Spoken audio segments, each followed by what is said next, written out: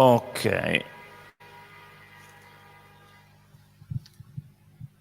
Allora, benvenuti a quest'ultimo appuntamento propedeutico un po' all'installazione che faremo dal 14 ottobre, che è il viaggio nello spazio della consapevolezza nell'universo della consapevolezza. E la traduzione, lost in translation, la traduzione va sempre un po' come il telefono, da qua ideata da Ryper Todd, che poi vedremo, ne parleremo magari il 14 di inaugurazione, a cui vi invito. 14 di inaugurazione, sempre qua in stazione Rogers. E oggi, quest'ultimo appuntamento, si va a parlare proprio della consapevolezza, cioè l'ultima frase. Siamo partiti dalla materia, siamo passati alla realtà virtuale, il metaverso, quello che è la virtualità, e finiamo con la consapevolezza o consciousness, perché sarà in inglese oggi. L'ultimo è in inglese perché abbiamo un ospite che è il professor Urban Kordeš dell'Università di Lubiana, e con lui vedremo cercheremo di capire cos'è questa consapevolezza. So I switch in English because today the evening will be in English. I'm here with Professor Kordeš, dobrodošao u Trstu, stazione Rogers. And I would like to start with the first question. It will not be an interview, but just a conversation, a dialogue, very, in some points, maybe crisis dialogue, or perhaps, yeah. It might be a fight. A fight, yeah, maybe a fight, from a technological point of view and a more philosophical point of view. Let's start with the first. It's not a question, but we need to understand what is consciousness. Thank you. Hvala. Grazie. I'm sorry for not speaking Italian. It's probably a deficit for me, especially because I live very close to this place. I can see Trieste from my balcony, so I should probably start learning Italian, but well, there we are. So what is consciousness? First, I would like to say something. I was introduced in this, on your webpage and in this brochure, I was introduced as a philosopher. I do have a PhD in philosophy, but I don't feel as a philosopher. I am a professor of cognitive science and of empirical phenomenology. So what it means, I try to research consciousness as it is, empirically. I don't think about it, I don't philosophize too much about it. I try to research it. And how I got there, in my previous life, I was physicist and computer programmer, and I started by programming neural networks.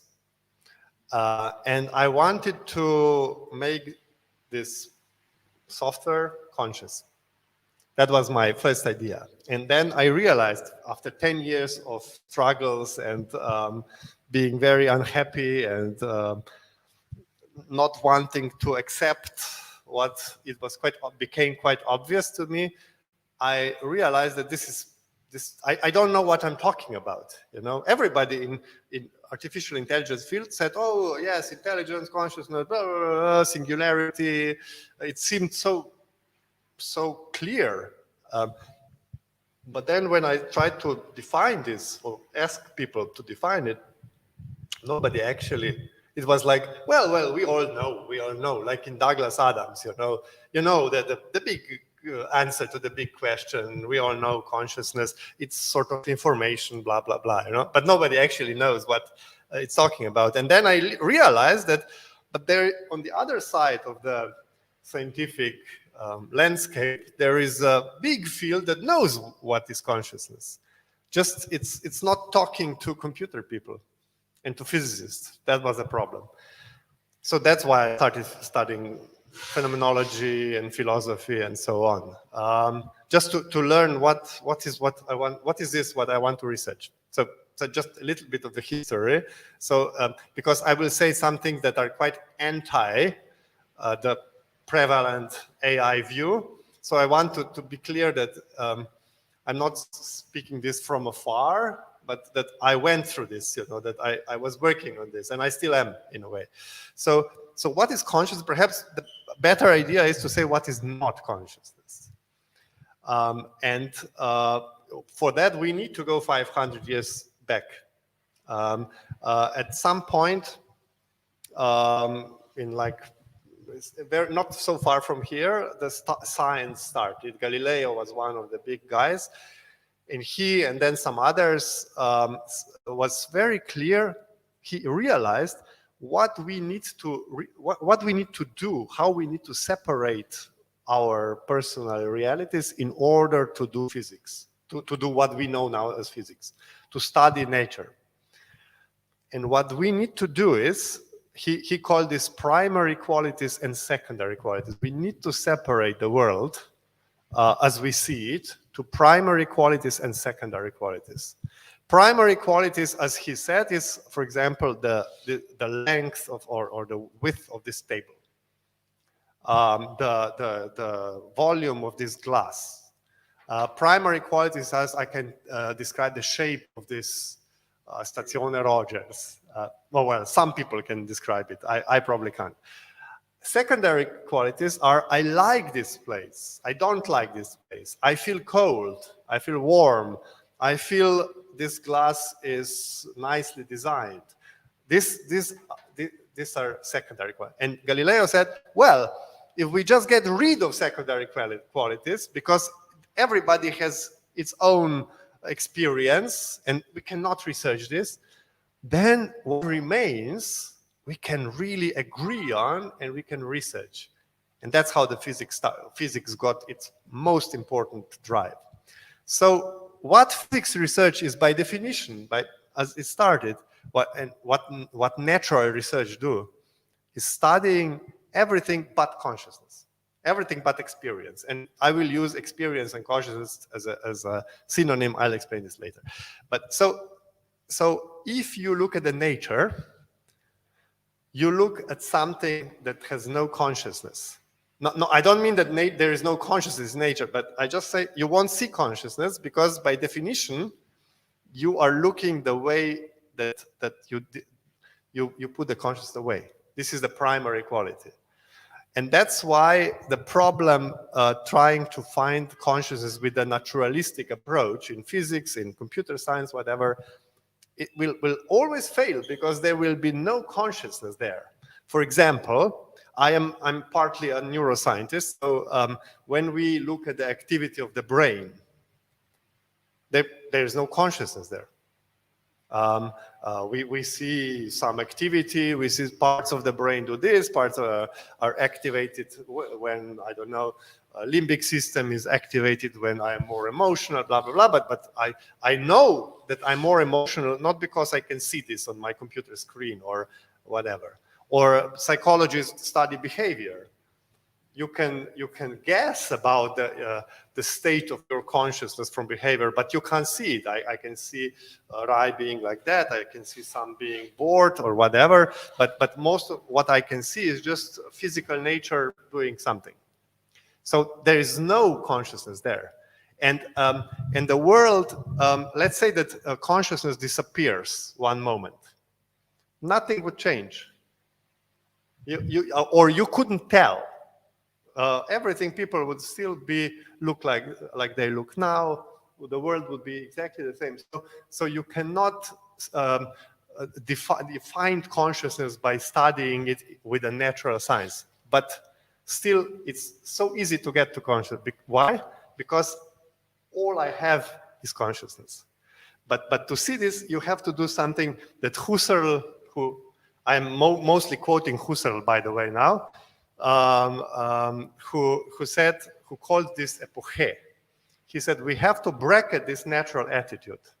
So we have to say, instead of saying, oh, there are people sitting, this is a table, this is a microphone, I feel microphone. I see some shapes there. I can feel something. I think something. So I have to do this turn. This is called phenomenological turn. And notice that everything is consciousness. Everything that I have access to. And one last thing, when I say everything, I mean everything that is, well, now a strong word, that is epistemologically reachable. So I'm not saying that this is like the big ultimate foundation of the world, consciousness. I just say that I have no way to know whatever else there is. I can speculate. I think my personal belief is that there is some material world out there, but that's just my guess because it makes my life a bit easier, you know. But this is a guess, and but there is one thing that I cannot doubt it, that I'm conscious, that I have experience, and the parts of experience is this room and these thoughts that are going on my feeling of self and so on. So consciousness is something that is not in nature, but is everything I epistemologically, so in a way of getting knowledge, have. So this is conscious. This is one thing. And just another thing, what is not conscious, it's not information. Because I know we will get to this kind of stuff. It's not information. How can I know that it's not information? Meditate. We have a lot of reports of people meditating and getting into states of zero shape, zero form, no self. They are still conscious. Actually, they would say, I'm much more conscious than before. So there is no form, nothing to describe, nothing to describe the information for. I don't know. No, I don't know. This is outside. They are just in zero state. Who knows, you know, how their brain operates. But whatever their brain do, even if they get crazy or they get quite relaxed, whatever, they report their experience is that they were conscious without any particular thing. So we know that you can have consciousness without any information. But of course, you can find some information within your consciousness, but it's not consciousness.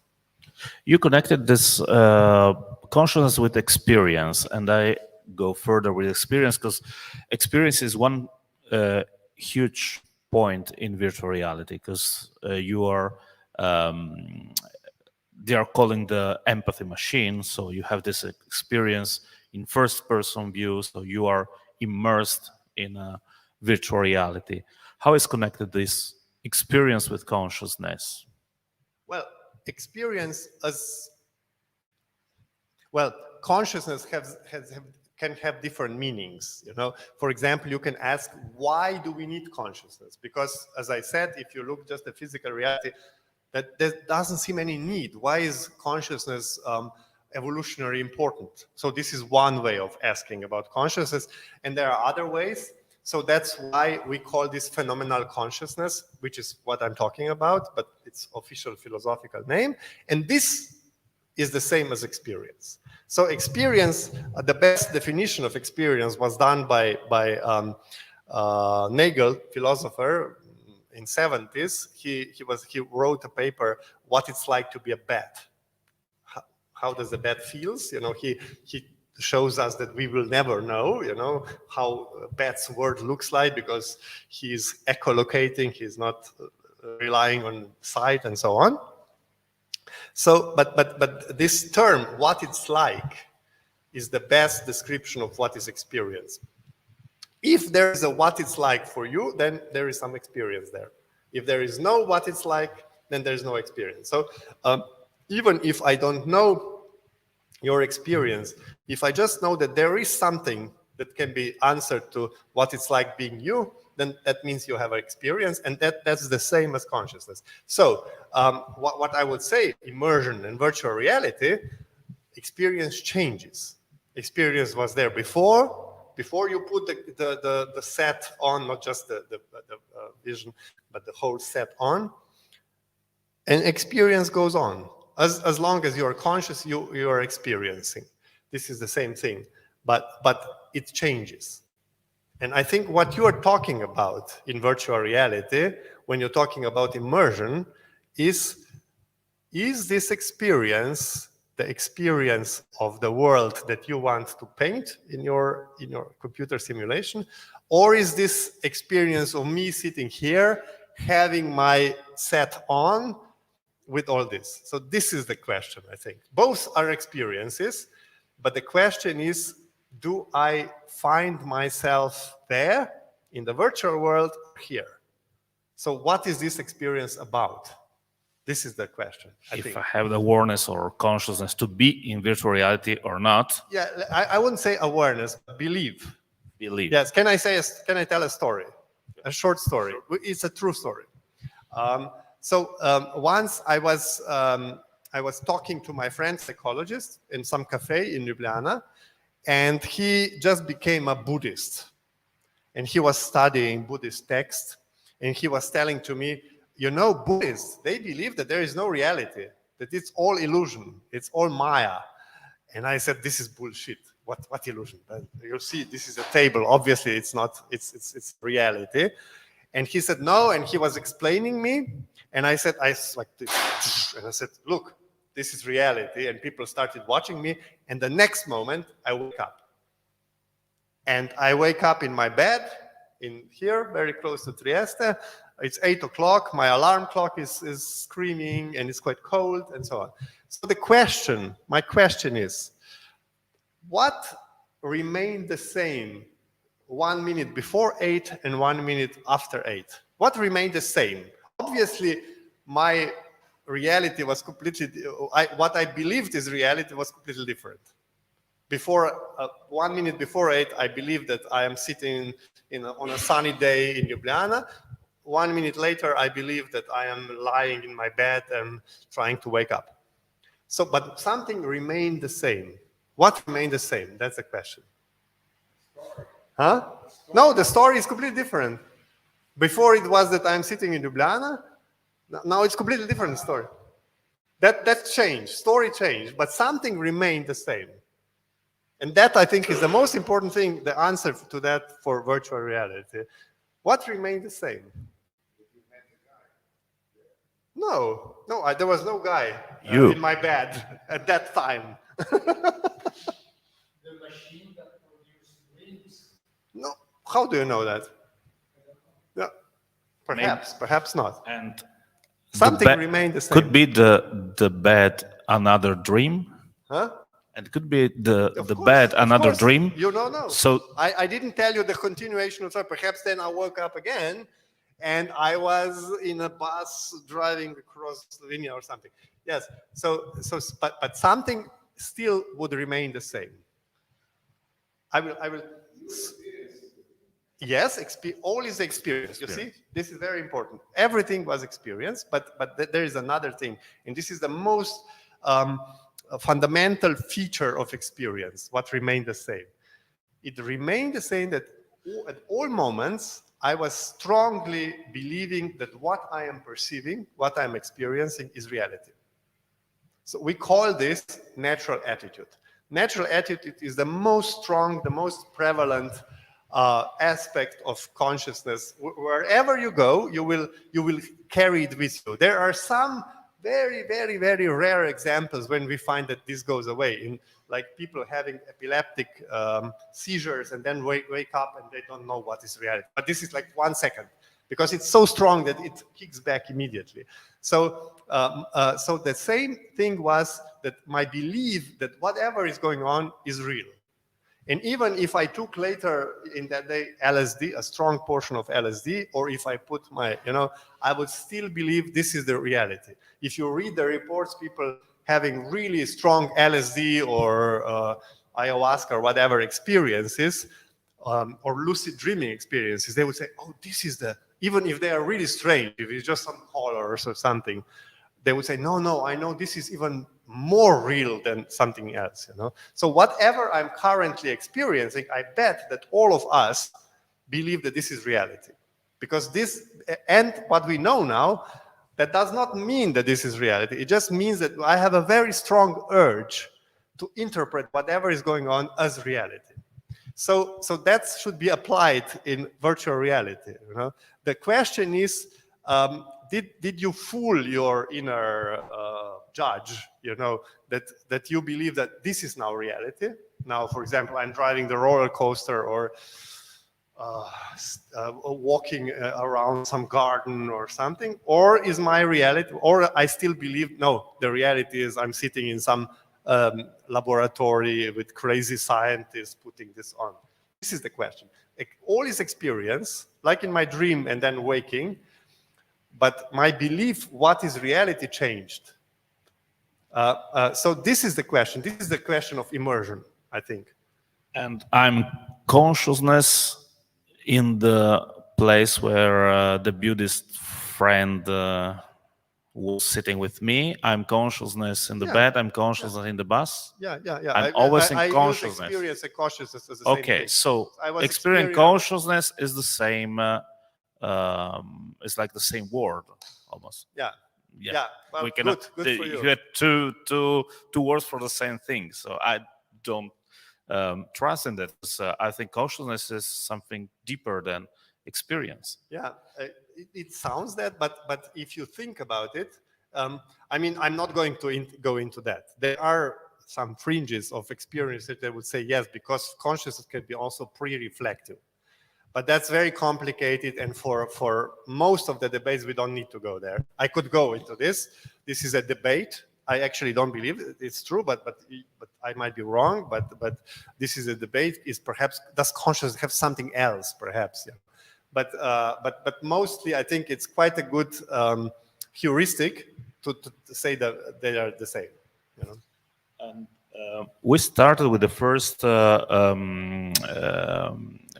day on talking about physics, and we started with a book and a theory that I know you know very well about the simulation hypothesis.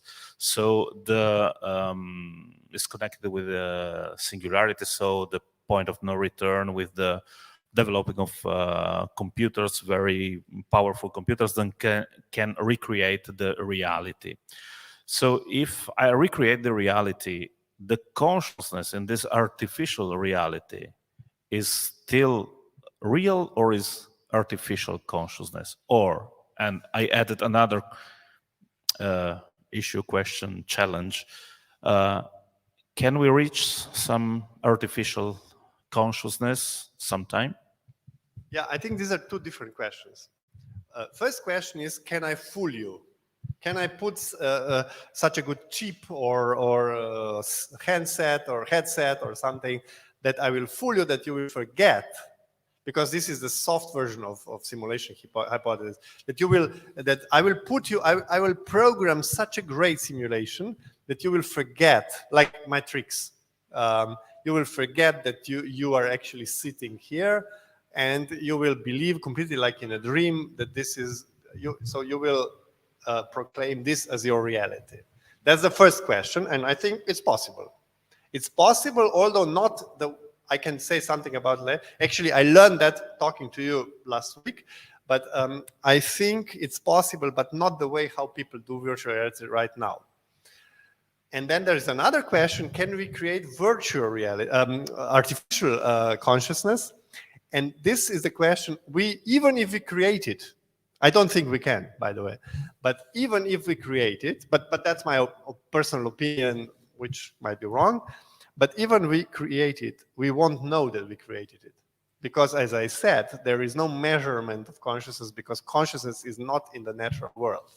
So even if this glass is conscious, this is the problem of zombies in philosophy, very old problem in a way. It comes from, I mean, zombies is by some Australian philosopher, it's a modern word, but it comes from Arabic philosophy. They already knew about this problem. So we didn't invent this, we didn't figure this out. Perhaps there is some consciousness going on here, but we will never know, you know. Perhaps you are conscious, but I don't know, you know. Perhaps I'm conscious, but you will never know, you know. This is our little secret. And it will always remain like that, you know. We can suspect, you know, but this suspicion is very dangerous, because I am quite sure, there is no question about it, that in 10 years, we will have a computer that will converse with us in a way that you won't be able to know, oh, is there some person on the other side or not? But when I learn how this was programmed, you know, It is just a deep learning protocol that takes 1 million of conversations and then distills them and then gives me the output. It's really doubtful that this is anything to do with consciousness. You know? So, but I will never know. But the probability that computer will or robot or whatever will be conscious is exactly the same as probability that this glass is conscious. This is very important. So it's something that we cannot measure, so we cannot convert into information, so we cannot upload or download our consciousness to a supercomputer. There is no meaning. This sentence that I know is used a lot just feels like we know what we are talking about.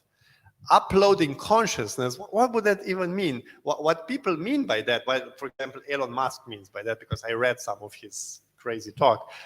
What he means by that is that we will upload the contents of consciousness. You know, so that would mean that 1 minute before 8, I would upload me seeing my friend on the other side of the table, quarreling with him. And 1 minute later, I would upload me lying in the bed with the alarm clock. So this is just the content. But upload to what? You need to upload it to something that is conscious. Again, you know, consciousness is not an information, as I said. Is the way how you can learn about information, but it's not information itself. It's like the space, you know, or I think perhaps even better metaphor for consciousness. It's like life, you know. For example, if now we have all these vaccines and all this stuff, you know, we cannot make life. We need life, but when we have something alive, then we can play with DNA information and so on. But we need alive stuff, and we cannot create it. Why not? Because life is very complex. It's self-referential, and you cannot create self-referential stuff. And the similar stuff with consciousness. Consciousness is there. It's a space. You can perhaps, I can upload to your consciousness that you will believe that you are now flying in the sky or something else. But I need this cradle, you know, of your consciousness to do that. So you see, consciousness is this place where I can upload some information. But consciousness itself cannot be uploaded or downloaded or whatever. So that's the problem with all these sci-fi movies where my consciousness goes to some chip. That has no meaning. Like an altered carbon that you can upload or download your consciousness, like an USB key, and then just okay, my dreams. I give you my dreams. Well, that might be. I don't think that's in next 100 years coming, but it could be possible that you could give me your dreams. You know, but you need my consciousness to put this information in. So that's one of the things Elon Musk wants to do. So you could open a sub window and see what you're experiencing. This has a lot of problems, but this is not impossible. It's not theoretically impossible. This is at least it's really so far away that you cannot imagine, but it's not impossible. But you need my consciousness. You didn't upload your consciousness. You just uploaded some information about how you are experiencing, and I will, with my consciousness now, observe this information. Who knows what I will see, you know? But you didn't upload your consciousness. You just uploaded some information about what you are perceiving. You just said that consciousness is like a space, like a universe, as told before Rai, and how we can explore this space. Or can we explore that space? Question. That's a really great question. I think this is the most important question. You know, when I started my research career, I thought we have to model this, and then in 15 years of a lot of suffering as a programmer, you know, and letting go my beliefs, I said no. But first, we have to know what we are modeling. You know, we need to understand it. How can we understand consciousness? And it's so easy in a way, because my laboratory is constantly with me. I have it here constantly. Just the problem is, and this is a big problem, The solution is not technological. This is the problem. And people, they say, oh, then it's not scientific, you know? If it's not technological, it's not scientific. But solution is not technological. Solution is to observe my consciousness, because I have it here. And when you start observing it, you learn that you don't know nothing about your consciousness. There is like, this is the least known area we have. You know, we know much more about physics of supernovas or black holes than we know about our own consciousness. But it's so easy to explore. Just the way how you do it, it doesn't need any technology. It just needs to sit down and learn how to see. And then, for example, if I ask you, can you sense yourself, your feeling of self? Most of the people can't. Although we constantly say I, so there must be some self. We call it ipseity, the minimal feeling of self.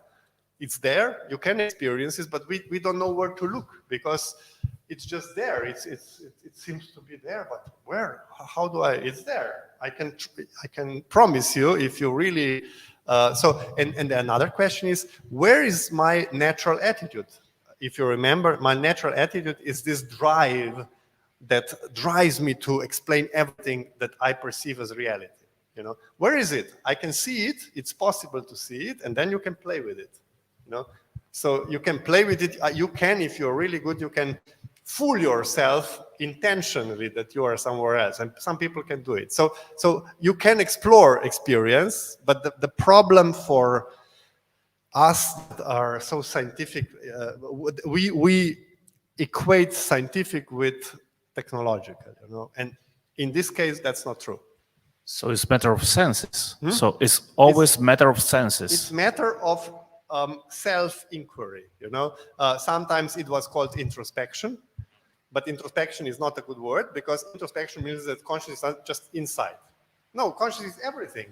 I'm conscious of you, I'm conscious of this screen behind us, I'm conscious of the air, and so on. It's not just my feelings, you know, it's everything, you know. So we call it a reflection. Reflection is a phenomenological word for what we do, and then you can train in it, you can get better data, and so on.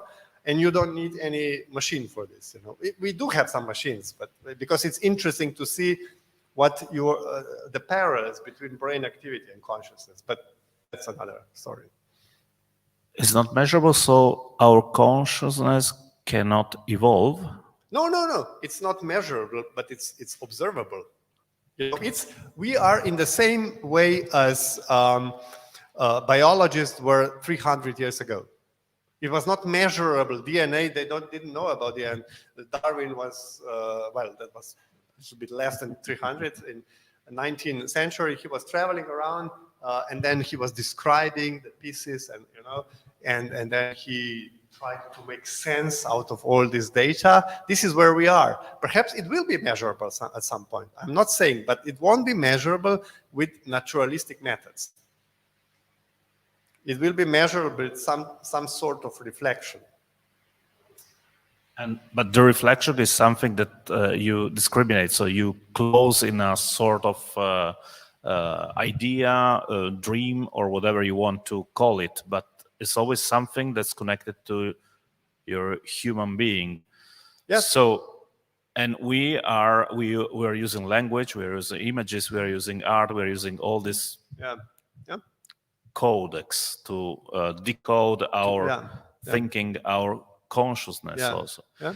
And you think that we will never find a way to decode? Yes, no, I don't think so. I think we don't have it. You know? Don't have but it. But imagine one way how perhaps in some distant future we could measure consciousness. Let's object naturalistically. We would first need to explore it from inside. So I would need to observe my consciousness. But if I did it well enough, and this is like 200 years in future, the problem is that we mostly have this illusion that we know our consciousness, you know.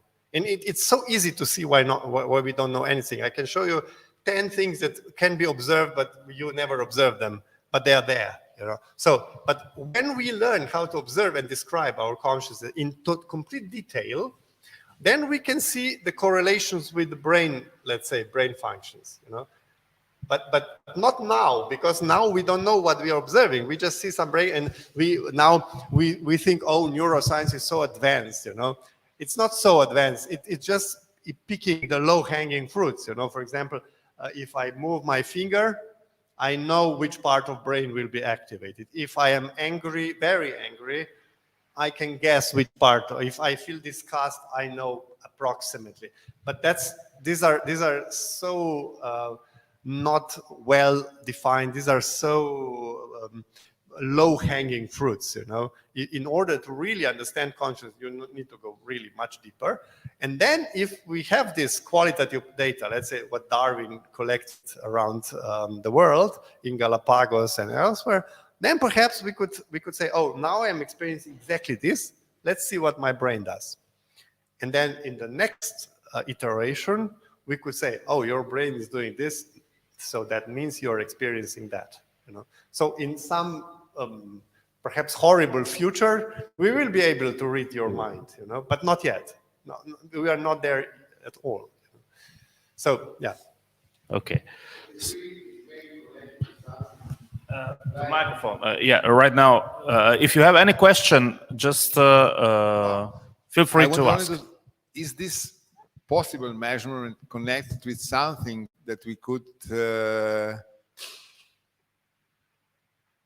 refer to a kind of intuition of character we are studying or observing, more than like reading the signals of the brain, something that we don't know now where to look? This is maybe the problem, you know? I don't understand the question. No, I think about a kind of measurement connected more to an intuitive way of understanding the character. Yeah, but because of the image, now we are in this project, we are practically presenting the graphical form of brain function, but at the end we can read some characters of images that are presented. We don't know now to understand this, but maybe one day. No, normally when you talk about intuition, you're talking about the approximations, you know, something about something that's not clear, that's not intersubjective. So probably you should not talk about measurement then. It's just, but I think what you're talking about is illustration, like visualization. Yes, I think this is one of the ways what you do is very important, you know, to visualize some parameters, and then you can ask people, does that represent your experience or one part of your experience? And sometimes you can. We do that. Actually, there is quite a big growing number of research doing exactly this. They show people EEG and say this was your brain waves during this period of your experiencing. Does that mean anything to you? And sometimes people say, oh, yeah, or sometimes not, you know. But this is one way of trying to connect the brain activity with experience. And it's quite new, actually, and quite promising, I would say, quite funny in a way, you know. So but sometimes it's very close to astrology, I have to say, you know. Oh, this is your birth chart. Does that mean anything to you? Oh, yeah, it's sure, you know, sometimes it's very close. So, but it's funny, if nothing else. Fooling the person that is watching the image. Yeah, perhaps it tells more about the beliefs of the person, you know, because sometimes you show something to a person and say, this is your scan of something. So, oh yes, I can see it, you know, and then you say, oh no, that was actually the printer got broken, and I give you something. You know, so sometimes this is not a measurement, obviously. We can decipher the reflection of experience. If somebody says, aha, yes, I see in this image the character of what I was reading there is a kind of reflection of the experience. Because you try to remember what feeling you had when you... And then this reflection we can measure, we can decipher, we can... What do you mean by decipher? But decipher in a way that you can explain scientifically what this image really is. I mean, the question is, what is your goal? What do you want to do? That's the question, you know. If you want to learn, what We all want to go to this stage and say we are not there. No, we are not still there. In which kind of measurements, or there is no measurements that we have to learn to become aware of this concept one day. There are ways. but you are aware of your consciousness. That's the synonym. Yeah. Yes, we were talking about the thing that maybe one day, we could, on the backstage, we could read, we will be able to read the mental signals. You know? Yeah. But you need a point, a turn, maybe, I don't know, intuitive light. I don't know what it will be, this point that could, I think all could kinds bring you of back, you know? representations are good and cool and interesting and promising. But before that, what we don't understand in order to get there is our own experience. You know, this is so, for example, how come that some people can easily, or not so easily, but can get into the experience of nothingness, or oneness? You know, why? Or another more mundane question: how come that I cannot control my internal dialogue? You know, this is quite interesting. If I tell to you now, for just half a minute, stop your thoughts. You can't do it, even if I put the gun to your head. How is this possible? You know, this is the basics, and this is all here. You don't need any technology. And another question connected to virtual reality is why some people believe that they are actually there, as you told me that they do. You know, for example, if you this is your story, if you show them balcony, they won't step across the balcony, despite the fact that just 1 minute before they put the set on, and they know that they could know that they are in a solid room where there is no cliff. And some people say, no problem. You know, why? This is, and no technology will tell you this. You need to understand the differences, what is actually behind these experiences. Why is somebody taking some stuff more seriously? Why, for example, this is, you know, to me, I know, because I love technology, how horrible that sounds to AI people, to computers. But this is where a new science is going. It should go, some part of science, into this understanding of the experience. Because I think most of the new healing, the medicine, is there. You know, for example, I just read this funny story, like a couple of years ago in Australia, where they have some drug called Nurofen. I don't know if it's in Italy also. It's some painkiller.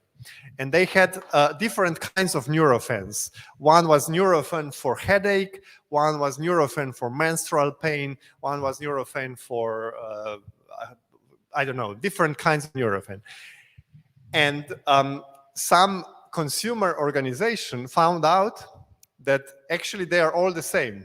They have exactly the same stuff inside.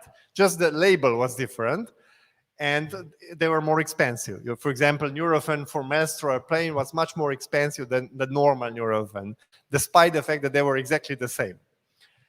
And they punished this company because this was fooling the consumers, and they had to remove all this.